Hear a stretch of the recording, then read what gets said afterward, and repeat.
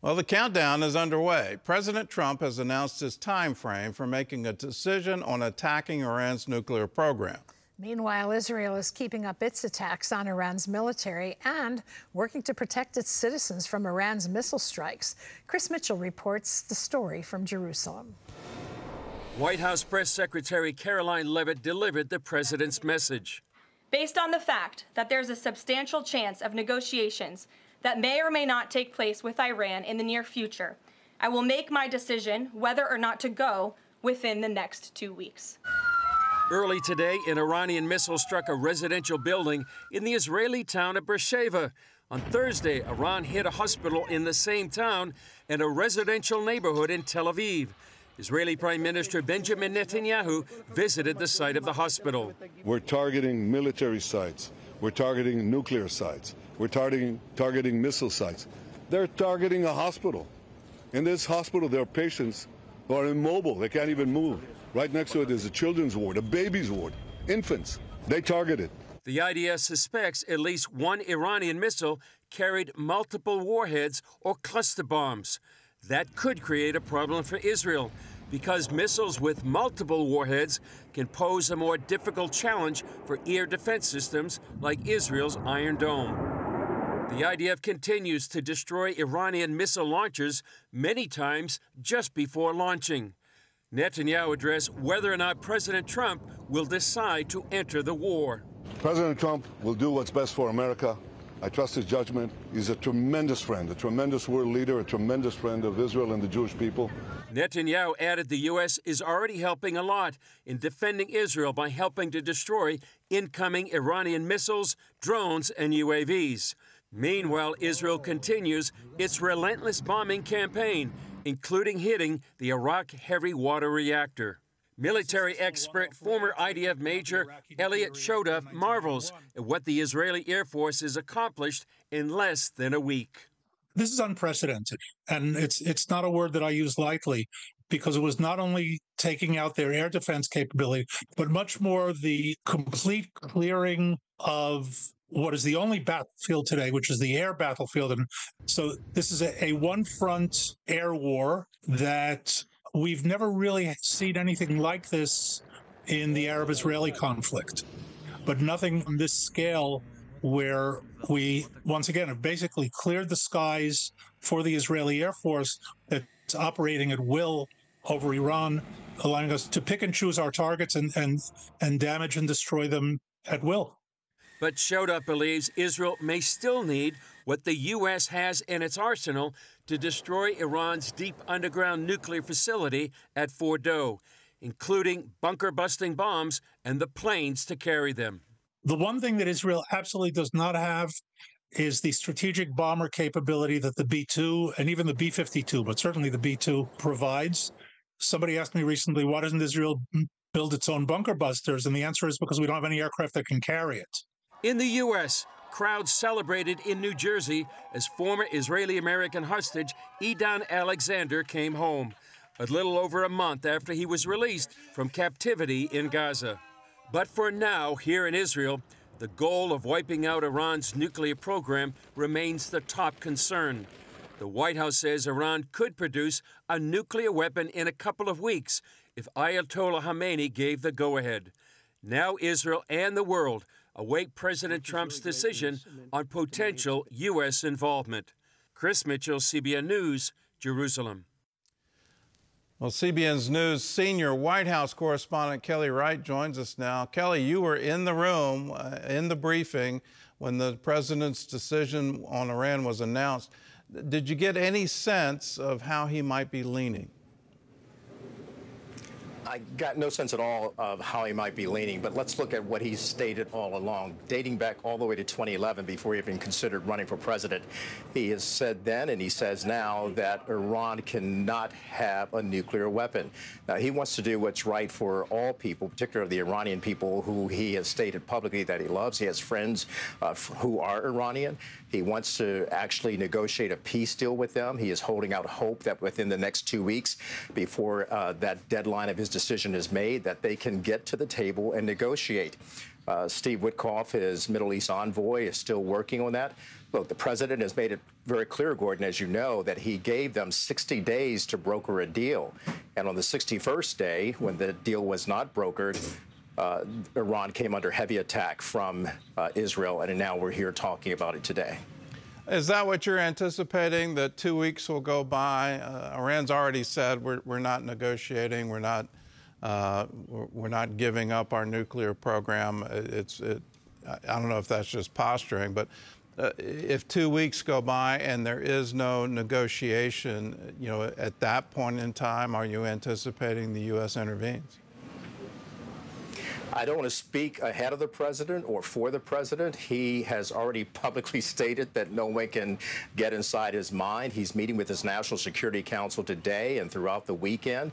He will be examining everything, getting all the information. I think what the president is actually doing, Gordon, is giving Iran's regime time to actually look at what's happening around them and realize that they are in a precarious situation. As the president has said publicly, Iran is not going to win this war. And the president knows that, and he knows that we have the bunker-busting bomb that can take out Fordow and other places that might have some sort of nuclear buildup. The president has made it abundantly clear Iran cannot pass this threshold of being able to activate and enrich uranium and actually start having a nuclear weapon, because he knows, as the commander-in-chief of the United States military and America, and one of the, of course, the greatest leader on the planet right now, he is the man that everyone's looking at, including China and Russia and Iran and Israel.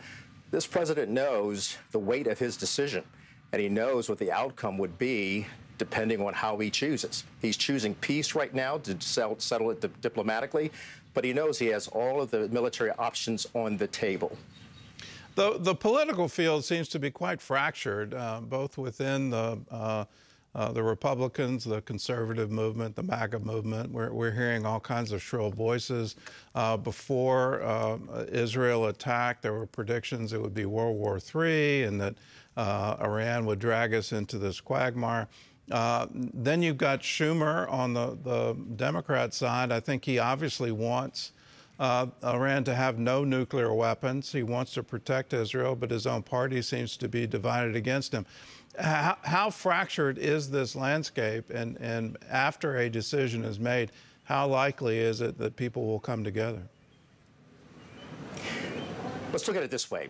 We've been dealing with Iran for 45 years, as you know. It goes all the way back to the time that the Shah was deposed and taken out of office. And then, of course, the Ayatollahs came in to reign and rule. And their first operational foray into diplomacy was actually kidnapping and holding Americans hostage. So for 45 years, the world has watched Iran terrorize the Middle East, as well as Israel and even America. Americans have been killed because of the proxies of Iran. The President of the United States knows that. Members of Congress know that.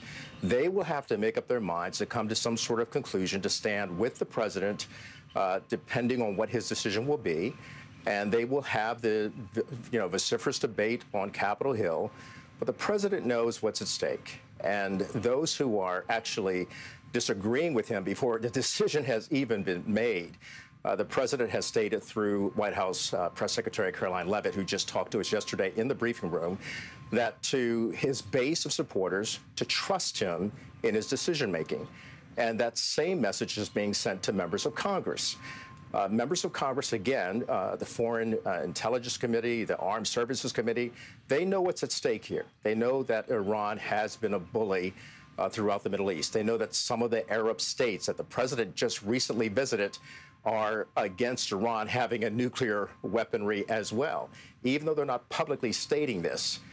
The bottom line is Americans are now looking at something that's very clear and in their face. Iran has to be dealt with diplomatically, or as the president has indicated, all options remain on the table. Do you think the White House believes that a diplomatic solution is possible? In that question, I want to point out that the UN ambassador from Iran is the one who led that attack on the U.S. embassy back in the 1970s. We've already heard the Ayatollah talk about Khyber and That's an obvious signal to the Muslim world that he's not negotiating. Does the White House think that a diplomatic solution is possible? Again, I would be getting ahead of myself, but the reporting is that the president is still holding out hope that they will have common sense, is what the president talks about, common sense in American government and common sense for the world. He hopes that the Iranian leaders will suspend their appetite and curb their appetite for nuclear weaponry to inflict harm on Israel, its Arab states, as well as the United States, which they believe is the great Satan. But I think realistically, those who are advising the president, they know what's at stake here. They know that Iran will not capitulate unless they are forced to, because that region of the world recognizes the strong man. Let's be clear, in all of the reporting that has been going on about Iran for these past 45 years, we've seen a walk up towards this moment that Iran could have a nuclear weapon, arm itself, and then take out its hostilities on Israel, which they declare to be the little Satan, and then ultimately aim at the United States. There's also the threat of terror cells. So the president is looking at all of this. And again, I would be getting ahead of the president and ahead of the reporting if I were to step in to actually speak on behalf of the White House or what this president is thinking. He's already put on Truth Social, the Wall Street Journal doesn't know what I'm thinking. No one knows what the president is thinking except Donald Trump right now. But you can be sure that he has watched this for years, Gordon. He understands, just like we're talking very clearly here, what's at stake. He's praying about it. He's trying to get wise counsel. I think he's moving slow and deliberately, holding out hope that Iran's regime will do the right thing and stop its penchant for having a nuclear weapon and come to the table and negotiate. If they do not, I think the answer will be abundantly clear with the way that Israel has conducted its campaign against Tehran and Iran, that this president knows that the next step would be taking out Fordo. And we have the weaponry to do that.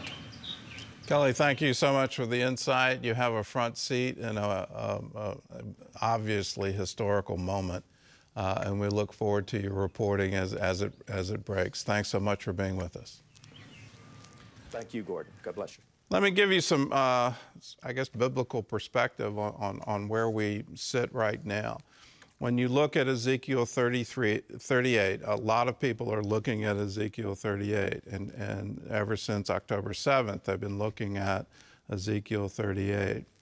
One of the conditions of Ezekiel 38 is Israel has to be at peace with all of her neighbors. That has not been the case since Israel was started the modern state was started in 1948. So that precondition isn't there. But we are in historic times. If the terror regime of Iran is overthrown and they elect or choose a leader that says we're not following the path of terrorism, we're not going to fund Hamas, we're not going to fund Hezbollah, we're not going to incite the Shiite-Shia divide in Iraq, we're not going to do these things anymore. That brings peace to the entire Middle East. That is unbelievably significant, something I didn't think I'd see in my lifetime. But we're at a point in history where it's now possible. It's not just, you know, some dream. It's right in front of us. Let's pray for our president to have wisdom. Let's pray for Israel, the peace of Jerusalem. Let's pray for Netanyahu that he would have wisdom and the strength and resolve to realize where we are right now. And we are at a turning point in Middle East history.